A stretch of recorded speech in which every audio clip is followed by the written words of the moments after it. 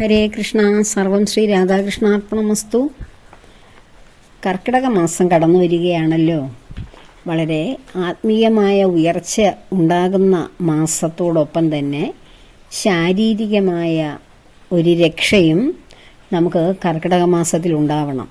കാരണം കർക്കിടക മാസം നമുക്ക് ശരീരത്തിന് ദഹനക്കുറവും രോഗപ്രതിരോധ ശക്തി കുറയുകയും ഒക്കെ ചെയ്യുന്നത് വഴി പല വിധത്തിലുള്ള രോഗാണുക്കളും നമ്മെ ബാധിക്കുകയും രോഗസംക്രമണം നടക്കുകയും ഒക്കെ ചെയ്യുന്ന ഒരു മാസമാണ് കർക്കിടക മാസം. അതുകൊണ്ട് തന്നെയാണ് വർഷത്തിൽ 11 മാസക്കാലവും നാം ഓടിത്തളർന്നതിന് ശേഷം അതിൻ്റെയൊക്കെ വീഴ്ചകളും പോരായ്മകളും ഒക്കെ പരിഹരിക്കുവാൻ വേണ്ടിയാണ് കർക്കിടക മാസം, അതായത് മലയാള മാസത്തിലെ അവസാന മാസമായ കർക്കിടക മാസം നമ്മൾ നമ്മുടെ ശരീരത്തിൻ്റെ രക്ഷയ്ക്ക് വേണ്ടി മാറ്റിവെക്കുന്നത്.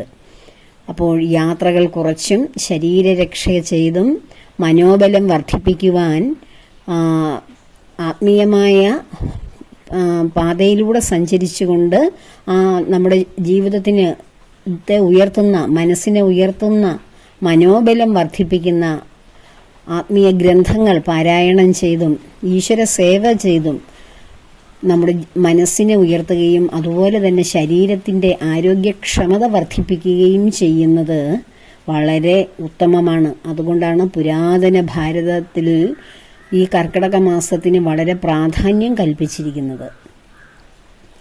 ഈ മാസത്തിൽ നമ്മൾ ചെയ്യേണ്ട പ്രധാനപ്പെട്ട കാര്യങ്ങളാണ്: ദശപുഷ്പങ്ങൾ ചാർത്തുക, മുക്കുറ്റിച്ചാന്ത് നെറ്റിയിൽ അണിയുക, പത്തിലക്കറികൾ കഴിക്കുക, അതുപോലെ തന്നെ എണ്ണ തേച്ചുള്ള, തൈലം തേച്ചുള്ള കുളി ശരീരശുദ്ധിക്ക് വേണ്ടി. അതിൽ എല്ലാറ്റിനും ഉപരിയായി ഔഷധക്കഞ്ഞി നിത്യേന കഴിക്കുക. ഇത്രയും കാര്യങ്ങളാണ് നമ്മൾ കർക്കിടക മാസത്തിൽ എല്ലാ മാസങ്ങളിൽ നിന്നും വ്യത്യസ്തമായി ചെയ്യേണ്ടത്. അതായത് ദശപുഷ്പങ്ങളിൽ പ്രധാനപ്പെട്ടതാണ് കറുക. ദശപുഷ്പങ്ങൾ ഏതൊക്കെയാണെന്ന് അറിയാം, എങ്കിലും ഞാൻ ഒന്നുകൂടെ പറയാം. പൂവാങ്കുറന്തൽ, കറുക, കയ്യോന്നി, മുയൽ ചെവിയൻ, വിഷ്ണുക്രാന്തി, ചെറുള, തിരുതാളി, ഉഴിഞ്ഞ, മുക്കുറ്റി, നിലപ്പന. ഇവയിൽ കറുക എല്ലാ ദിവസവും പരമശിവനെയും ഗണപതി ഭഗവാനെയും ഒക്കെ പ്രാർത്ഥിച്ച് അതിലൊരു തണ്ടെടുത്ത് നമ്മുടെ മുടിയിൽ ചൂടുക. അതാണ് ദശപുഷ്പങ്ങൾ മുടിയിൽ അണിയുന്ന ഒരു ആചാരം പുരാതന ഭാരതത്തിലുണ്ടായിരുന്നു. ഈ കർക്കിടക മാസത്തിൽ മാത്രം ഈ ദശപുഷ്പങ്ങൾ മുടിയിൽ ചൂടുക, അതിൽ ധരിക്കുക എന്നൊക്കെ പറയുന്നതിന് പ്രത്യേക പ്രാധാന്യമുണ്ട്. കാരണം ഈ ദശപുഷ്പങ്ങൾക്കും ഇലകൾക്കും ഒക്കെ ഔഷധ ഗുണമുള്ള ഒരു മാസമാണ് കർക്കിടക മാസം. അപ്പോൾ അത് നമ്മുടെ ശരീരത്തിൻ്റെ ഭാഗങ്ങളിലേക്ക് സ്പർശിക്കുകയും അത് ശരീരത്തിൽ ഇരിക്കുകയും അണിയുകയും ഒക്കെ ചെയ്യുമ്പോൾ അതിൻ്റേതായ ഗുണങ്ങൾ നമ്മുടെ ശരീരത്തിന് വർദ്ധിക്കും. അതിനാണ് ദശപുഷ്പങ്ങൾ അണിയുക. അതിൽ കറുക നിത്യേന നമ്മൾ ഭഗവാനെ സ്മരിച്ചുകൊണ്ട് നമ്മുടെ മുടിയിൽ അണിയുന്നത് വളരെ നല്ലതാണ്. അതുപോലെ തന്നെ കർക്കിടകം 12 വരെയും മുക്കുറ്റി ചാന്തണിയുന്ന അമ്മമാരുണ്ടായിരുന്നു നമ്മുടെ ഭാരതത്തിലും കേരളത്തിലൊക്കെ. മുക്കുറ്റിച്ചെടി നമ്മുടെ എല്ലാവരുടെയും മുറ്റത്തും തൊടിയിലും ഒക്കെ ഇങ്ങനെ നിറയെ നിൽക്കുന്ന ഒരു ചെടിയാണ്. പ്രത്യേകിച്ചും മഴക്കാലമൊക്കെ ഉള്ളപ്പോൾ മുക്കുറ്റി ധാരാളം വളരും. അതാണ് നമ്മൾ ഗണപതി ഭഗവാന് സമർപ്പിക്കുകയും ഒക്കെ ചെയ്യും. അതിൽ നിന്നും മുക്കുറ്റിയുടെ ഇല ഇങ്ങനെ കൈത്തണ്ടയിലിട്ടിങ്ങനെ ഞെരടി പിഴിഞ്ഞ് കിട്ടുന്ന ചാറ് നമ്മൾ ഒരു ചാന്തുപോലെ മുക്കുറ്റി ചാന്തണിയുക എന്നാണ് അതിന് പറയുന്നത്. നമ്മുടെ നെറ്റിയിൽ ഇങ്ങനെ കുറി തൊടും ആ മുക്കുറ്റിയുടെ ചാറെടുത്ത്. അത് നെറ്റിയിൽ അണിയുന്നതിന് ശാസ്ത്രീയമായ ഗുണമുണ്ട്, വശമുണ്ട്. കാരണം ആ നെറ്റിയിലൂടെയാണ് നമ്മുടെ തലച്ചോറിലേക്കും നമ്മുടെ കണ്ണിനും മൂക്കിനും ഒക്കെയുള്ള ആ പ്രവർത്തനം, നമ്മളുടെ അടഞ്ഞിരിക്കുന്ന അല്ലെങ്കിൽ കഫക്കെട്ടിൻ്റെയും മറ്റ് അസുഖങ്ങളുടെയൊക്കെ ഒരു ഭാഗമാണ് നമ്മുടെ നെറ്റിത്തടം. അപ്പോൾ അതിൽ നിന്നൊക്കെ ഉള്ള വിസർജ്യങ്ങൾ, മാലിന്യങ്ങളൊക്കെ പുറന്തള്ളുവാൻ നിത്യേന 12 ദിവസം ഇത് മുക്കുറ്റിച്ചാറ് നമ്മുടെ നെറ്റിയിൽ അണിയുക എന്ന് പറയുന്നത് അത് ഔഷധ ഗുണമുള്ളത് കൊണ്ട് ആണെന്ന് ശാസ്ത്രീയമായി തെളിയിക്കപ്പെട്ട ഒരു ഔഷധിയാണ് മുക്കുറ്റി. അതുപോലെ തന്നെ നമ്മൾ കുളിക്കുക. എല്ലാ ദിവസവും കുളിക്കാറുണ്ടല്ലോ. 2 നേരം കുളിക്കുന്നു, 1 നേരം കുളിക്കുന്നു ഒക്കെ ചെയ്യുന്നു. എന്നാൽ നമ്മുടെ ഈ ഒരു പ്രായമൊക്കെ കഴിഞ്ഞാൽ, ഒരു പ്രായം വേണ്ട, ചെറിയ കുട്ടികൾക്ക് പോലും ഇപ്പോൾ ശരീരവേദനയും വാതസംബന്ധമായ അസുഖങ്ങൾ, യൂറിക് ആസിഡ് എന്ന് പറയുന്ന രക്തത്തിലെ ആ ഒരു ഘടകം വർദ്ധിക്കുന്നത് കാരണം നീര്, കാലിൻ്റെ നീര്, ശരീരത്തിൻ്റെ ജോയിൻസിനൊക്കെ നീര് വെക്കുന്ന ഒരു പ്രവണത ആധുനിക സമൂഹത്തിൽ കാണുന്നുണ്ട്.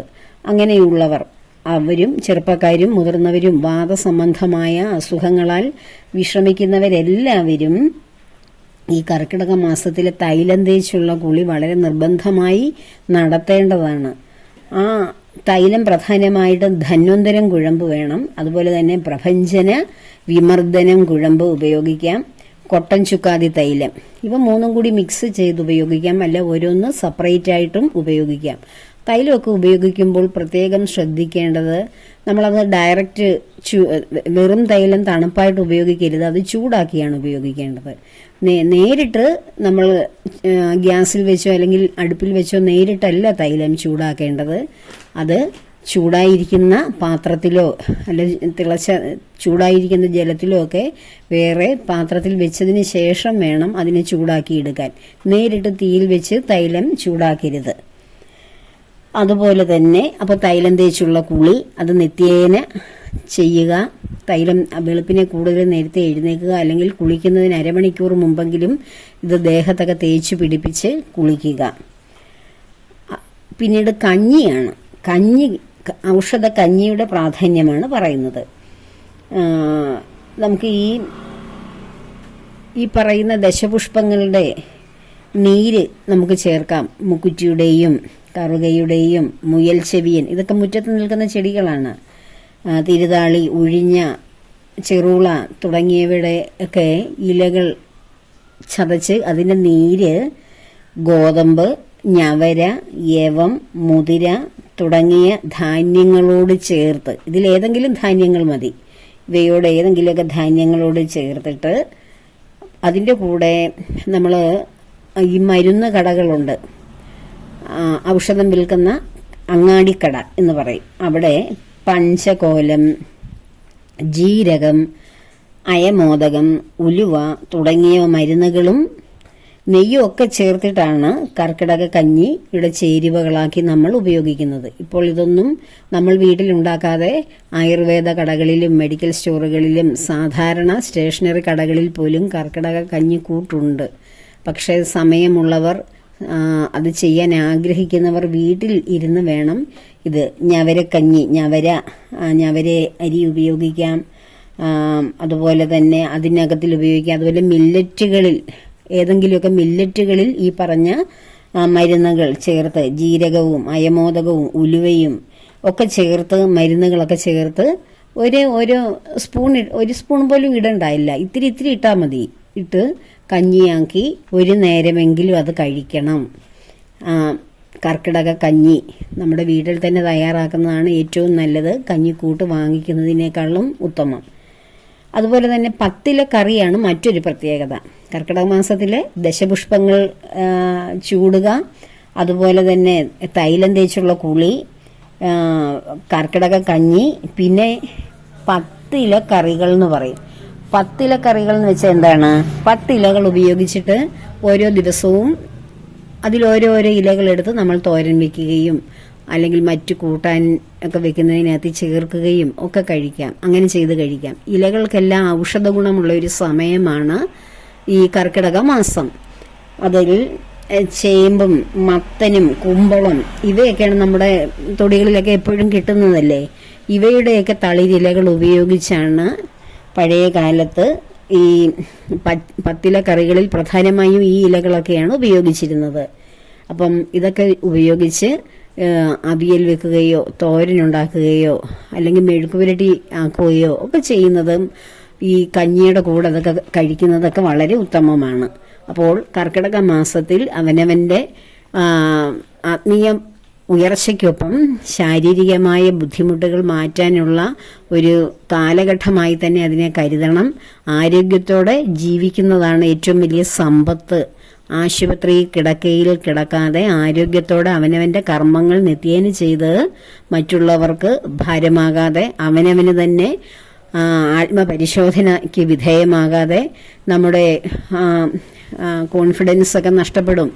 നമ്മൾ ആശുപത്രി കിടക്കയിൽ മറ്റുള്ളവരുടെ പരിചരണത്തിലൊക്കെ കിടക്കുമ്പോൾ നമ്മുടെ തന്നെ ആത്മവിശ്വാസവും ഒക്കെ നഷ്ടപ്പെടുകയും നമ്മളുടെ ആത്മവിശ്വാസം മാത്രമല്ല ഈശ്വര ചിന്ത എല്ലാം നഷ്ടപ്പെട്ടു പോകുന്ന ഒരവസരമാണ് രോഗാതുരമായ അവസ്ഥ.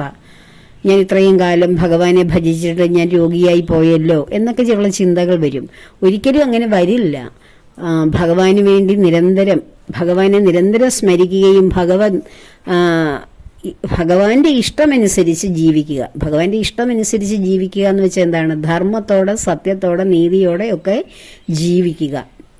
ഇപ്പോൾ നമ്മൾ സത്യധർമാദികൾക്ക് പ്രാധാന്യം കൊടുക്കാൻ വേണ്ടിയാണ് ഈ ശ്രീരാമചന്ദ്രനെ നമ്മൾ പ്രാർത്ഥിക്കുന്നതും ആ രാമചന്ദ്ര പ്രഭുവിൻ്റെ ജീവിതയാത്ര അനുനയനം ചെയ്യുന്നതും.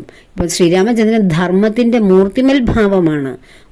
ഒരു ധർമ്മം എങ്ങനെ ഒരു മനുഷ്യരൂപം കൈക്കൊണ്ട് ഭൂമിയിൽ മറ്റുള്ളവരെ ആൾക്ക് അനുകരിക്കാൻ വിധത്തിൽ ജനിച്ചോ അതാണ് ശ്രീരാമചന്ദ്രൻ. എന്നാൽ ശ്രീകൃഷ്ണ പ്രഭു ആകട്ടെ അതിൽ നിന്ന് ഇത്തിരിയും കൂടെ വ്യത്യസ്തമാണ്. ഇത്തിരി ചെറിയ മോഷണങ്ങളും കളവുകളും ഒക്കെ കാണിച്ച് എല്ലാവരെയും രസിപ്പിച്ച് അങ്ങനെ നടക്കുന്നു. അപ്പോൾ ഭഗവാനെ ആരാധിക്കുന്നവർ, ഭഗവാന്റെ ശ്രീകൃഷ്ണ പരമ്പൊരുളിൻ്റെ ആരാധകരായിട്ട് ആ അമ്പാടി കണ്ണനെ ആരാധിക്കുന്നവർക്ക് അതുപോലെ ചില ഒരു കൗശലങ്ങളൊക്കെ ഉണ്ടാവും. എന്നാൽ ശ്രീരാമചന്ദ്രനെയാണ് നമ്മൾ ആരാധിക്കുന്നതെങ്കിൽ നമ്മൾ സത്യമൂർത്തി, ധർമ്മമൂർത്തിയായി മാറും. നമ്മൾ ധർമ്മത്തിൽ നിന്നാണ് ഇവിടെ വ്യതിചലിക്കില്ല. അതാണ് ഓരോ യുഗത്തിലും ഭഗവാൻ അവതാരം ചെയ്തത്. വ്യത്യസ്ത ശീലഗുണങ്ങളോടുകൂടി ആണ് ഭഗവാൻ അവതാരം ചെയ്തിരിക്കുന്നത്. അപ്പോൾ ആരെയാണോ നമ്മൾ മനസ്സിൽ ഉറപ്പിക്കുന്നത്, ആരുടെ രൂപത്തിലാണോ ഈശ്വര ചൈതന്യത്തെ നാം നിരന്തരം പ്രാർത്ഥിക്കുന്നത്, അവരുടെ ഒരു ഗുണമാണ് നമുക്ക് സംഭവിക്കുന്നത്. നമ്മൾ ആരോടൊപ്പം ഇപ്പം മുല്ലപ്പൂമ്പൊടി ഏറ്റുകിടക്കും കല്ലിനുമുണ്ടാം സൗരഭ്യം എന്ന് പറയുന്നത് പോലെ കൃഷ്ണ ഭഗവാനെ എൻ്റെ ആ ലീലകൾ അനുകരിച്ച് ഭഗവാനെ മനസ്സിൽ വെച്ച് ആരാധിച്ച് ആ ഒരു ലയനത്തിൽ ജീവിക്കുന്നവർക്ക് ഭഗവാന്റേതായ ആ ഒരു രൂപവും പ്രകൃതവും, ഭഗവാന്റെ രൂപമല്ല, ഭഗവാന്റെ ആ രൂപം കൃഷ്ണഭക്തർക്ക് ലഭിക്കുന്നത് എങ്ങനെയാണ്? നമ്മുടെ പ്രവൃത്തി കൊണ്ടാണ്. ഇത് ഭഗവാനാണോ? ഇപ്പോൾ ഉദ്ധവർക്ക് കണ്ടാൽ ഭഗവാനെ തന്നെയാണെന്ന് തോന്നും. വൃന്ദാവനത്തിലേക്ക് ഗോപികമാരുടെ അടുക്കെ ഉദ്ധവനെയാണ് ഭഗവാൻ പറഞ്ഞു വിടുന്നത്. ഗോപികമാർക്ക് ജ്ഞാനഗീത സമർപ്പിച്ച്, അതായത് വിജ്ഞാനം കൊടുത്ത് അവരുടെ മനസ്സിലെ ദുഃഖങ്ങളെ അകറ്റി ഭഗവത് സാരൂപ്യത്തിൽ എപ്പോഴും ലയിച്ചിരിക്കുവാൻ വേണ്ടി ഉത്തമ ഭക്തനായ ഉദ്ധവരെ തന്നെയാണ് ഭഗവാൻ വിടുന്നത്.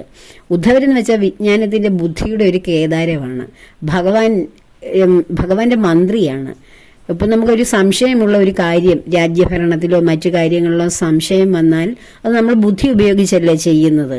അപ്പോൾ അതിന് ബുദ്ധിയുടെ കേന്ദ്രമായ ഉദ്ധവരോടായിരുന്നു ഭഗവാൻ എപ്പോഴും എന്തെങ്കിലുമൊക്കെ സംശയങ്ങൾ ചോദിച്ചിരുന്നത്. ഭഗവാൻ അറിയാത്തതോ അരുതാത്തതോ ഒന്നുമില്ല എങ്കിൽ പോലും.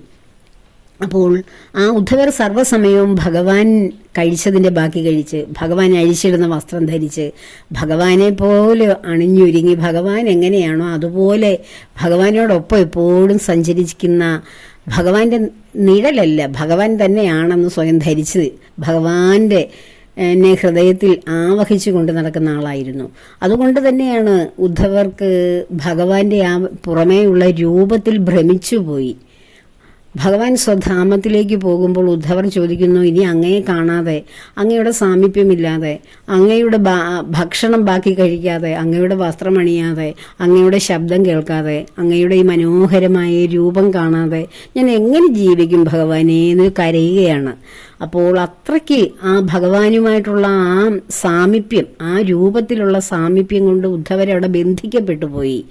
എന്നാൽ ഭഗവാൻ ഉദ്ധവഗീതയിലൂടെ ശ്രീമദ് ഭാഗവതം ഏകാദശ സ്കന്ധത്തിൽ ഉദ്ധവർക്ക് കൊടുക്കുന്ന ഉപദേശമുണ്ട്. അത് ഭഗവത്ഗീതയേക്കാൾ ശ്രേഷ്ഠമാണ്, കുറെ കൂടെ കട്ടിയാണ് ഉദ്ധവഗീത എന്ന് പറയുന്നത്. ഉദ്ധവർക്ക് ഭഗവാൻ കൊടുക്കുന്ന ഉപദേശങ്ങൾ. കാരണം എന്താണ്? ഭഗവാൻ ഉദ്ധവർക്ക് ഭഗവാൻ എന്ന രൂപത്തിൽ ലയിച്ചു പോയി മനസ്സ്.